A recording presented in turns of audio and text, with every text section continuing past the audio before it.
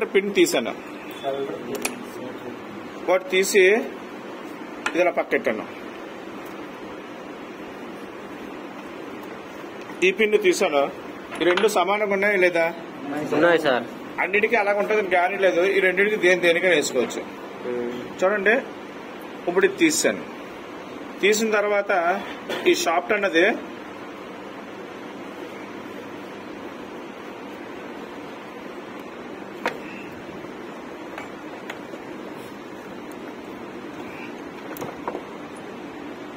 ADB తీసుకొస్తుంది, పొరపాటు చేసింది.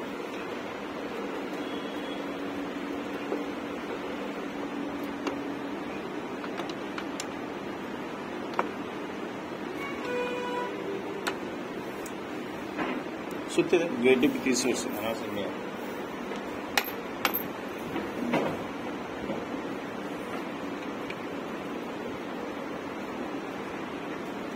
వచ్చి ఇది టచ్ చేయకూడదు, ఇది ఇప్పిదాకా టచ్ చేయకూడదు.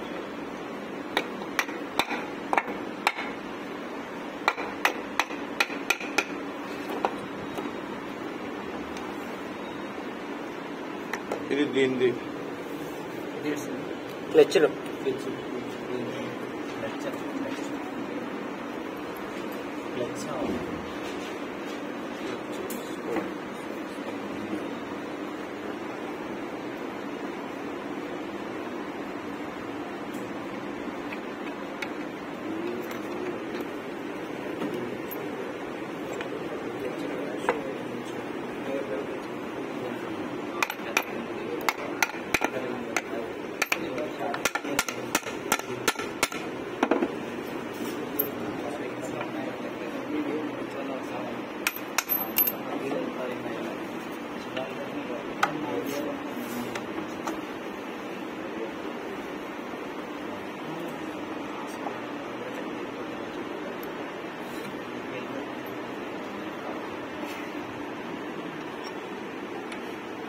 ఇది అలా తీసి వెనక పెట్టాను. అది కొంచెం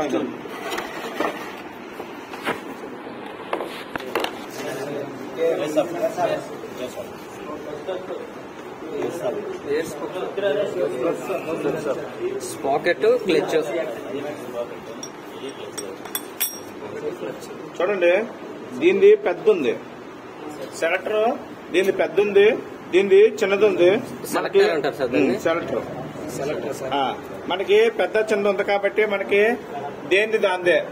ఈ సెలెక్టర్ పిన్స్ రెండు ఒకలాగా ఉన్నాయి, మార్కింగ్ లేదు ఏమీ లేదు కాబట్టి దేనికేసినా పర్వాలేదు. ఇప్పుడు సపోజ్ ఇది మనం ఎప్పుడు ఓపెన్ చేయలేదు కాబట్టి మనం కొంచెం ఒళ్ళు జాగ్రత్తగా పెట్టుకోండి. దీన్ని చెయ్యాలి. చూడండి, దీనికి వాచర్ అనేది లేదు. దీనిది చూడండి రెండు ఉన్నాయి. ఈ కటింగ్ చూసారు, కటింగ్ కనబడుతుందా?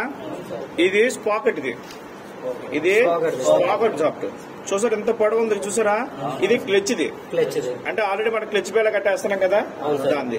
ఇప్పుడు మనం ఎప్పుడు ఇది ఓపెన్ చేయలేదు కాబట్టి దీనికి కొన్ని సీల్ ఉంటాయి, కొన్ని నాన్ సీల్ ఉంటాయి. చూడండి, ఫస్ట్ స్పాకెట్ చూస్తున్నాం. స్పాకెట్ కి ఫస్ట్ ఒక వాచర్ వచ్చింది, తర్వాత ఏ మార్కింగ్ లేని ఒక వీల్ వచ్చింది.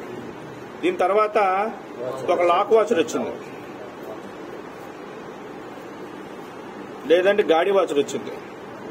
గాడి వాచర్ తర్వాత ఒక వీల్ వచ్చింది, ఒక వీల్ తర్వాత మళ్ళీ గాడి వాచర్ తర్వాత లాక్. ఇది సీలే, ఇది లాకే సీలే. మారే అవకాశాలు ఉంటాయా? ఒకవేళ సపోజ్ ఈ వాచ్లు రెండు సేమే కాదు చూసుకున్నాం, రెండు సేమే కదా అంటే వాచ్లు మారినా మనకి పర్వాలేదు.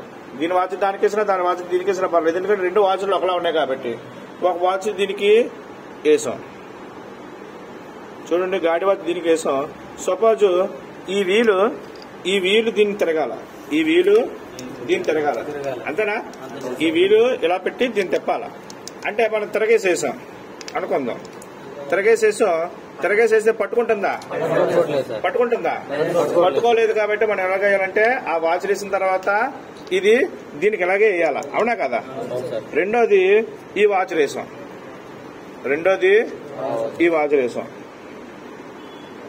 ఈ వాచ్ వేసిన తర్వాత ఈ వీలు ఇటేసిన పర్వాలేదు, ఎలాగైనా బాగుంది.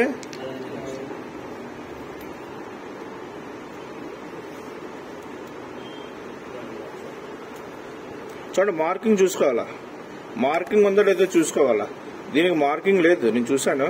మార్కింగ్ లేదు కాబట్టి మనం వెనకేసినా పర్వాలేదు. అదే మార్కింగ్ పైకి ఉంటే పైకి వేయాలా, కింద ఉంటే కిందకి వేయాలి. దీని తర్వాత ఈ వాచర్, సపోజ్ మనం వాచర్ ఏదేసినా పర్వాలేదు కదా. మనం సపోజ్ ఈ వీల్ వేసాం, దీనికి ఈ వీల్ కిందకేసాం, పనిచేస్తుంది ఏంటి అంటే తిరగేసినా నప్పదు, పై వీల్ కిందకేసినా నప్పదు. ఆల్రెడీ వాచర్ వేసామా అంటే ఇది వేసి దీని మీద మనం వీల్ వేయాల. వేసామా లేదా? వేసిన తర్వాత అప్పుడు వాచరు తర్వాత వీలు తర్వాత వాచర్. ఇది స్పాకెట్ సాఫ్ట్. ఇప్పుడు ఇది క్లచ్ సాఫ్ట్. క్లచ్ సాఫ్ట్ కూడా చూడండి, 1 2 3 4 4 1 2 3 4 4. దీన్ని చూడండి, దీనికి ఇది బయటకు వస్తుంది, దీనికి ఒక వాచర్ ఉంది. ఇంక ఇది సీలు, ఇంకా ఇది సీలే, ఇంకా సీల్ ఇస్తాడు. ఒకవేళ నీకు ఏ వీలు పోయిందో లాక్ తీసుకొని వేసేసుకోవడమే. ఇంకా లాకులు కీకులు మీరు స్వయంగా ఉపయోగించి తెలివితేటలు ఉపయోగించి లాకులు తీకండి. ఎందుకంటే అదే కాదు, ఈ బండి కాదు, ఏ బండి కన్నా సరే ఇది ఫిక్స్డ్ అంటే ఫిక్స్డే. ఫిక్స్డ్ అంటే కంపెనీ వాడు ఫిక్స్డే. అది ఎందుకు ఫిక్స్డ్ ఇచ్చాడు? ఫిక్స్డే. చూడండి, వాడు ఎందుకు ఇచ్చాడంటే వాడి మీద కాన్ఫిడెన్స్. చూడండి, ఇది 1st 2nd 3rd 4th, 1st 2nd 3rd 4th. మీకు ఒకవేళ ఈ వీలే డ్యామేజ్ అయితే ఈ లాక్ ఓపెన్ చేయడం, ఈ వీల్ తలకి తీర్చి లెక్కెట్టుకోవాలా. 1 2 3 అలా తీర్చి లెక్కెట్టుకోవడం దీని తాలూకా. ఎందుకంటే ఇప్పుడు మన పల్సర్లోనే చాలా మోడల్స్ ఉన్నాయి, అన్నిటికీ ఒకేలాగా ఉంటుంది అనుకోదు. అది 125 వచ్చాయా? దాని గేర్ సిస్టమ్ ఇదే సిస్టమ్ నప్పుతుందా? అదే 150 ఓల్డ్ 150 లేటెస్ట్ వచ్చేసి అలా అర్థమైందా లేదా? సపోజ్ అంటే దీనికి ఇలా ఫిక్స్డ్ ఇచ్చాడా లేదా అంటే ఇంక దీనికి మనం ఏం చేయక్కర్లేదు. అలాగే అన్ని